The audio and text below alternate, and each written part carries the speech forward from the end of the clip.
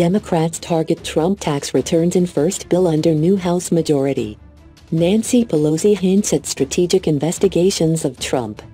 Democrats lay the groundwork for possible investigations into the Trump administration. Reaction from John Yoo, former Deputy Assistant Attorney General in the Bush administration.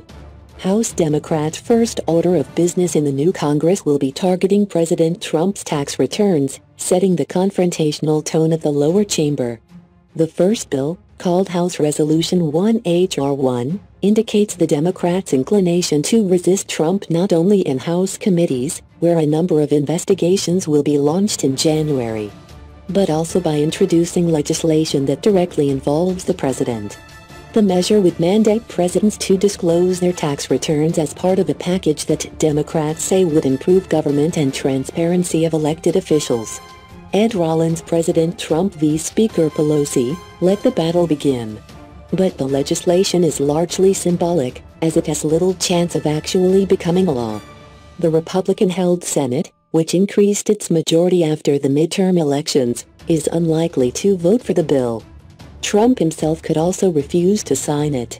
Trump previously resisted calls to release his tax returns, claiming they are complicated and that he won't release them while he's still being audited by the IRS. They're under audit, they have been for a long time, they're extremely complex, people won't understand them. Trump said about his tax records during a post-election news conference earlier this month. Nobody turns over a return when it's under audit. Nancy Pelosi wins support of House Dems who previously opposed her speaker bid. The comments came after Democrats began openly stating they will use their new powers in the House to get access to Trump's tax records, with Rep. Lloyd Doggett, D. Texas, saying the request will be made as soon as Democrats officially take control of the House in January.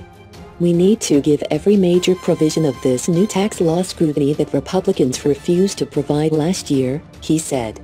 I think it's important for our oversight to get those tax returns.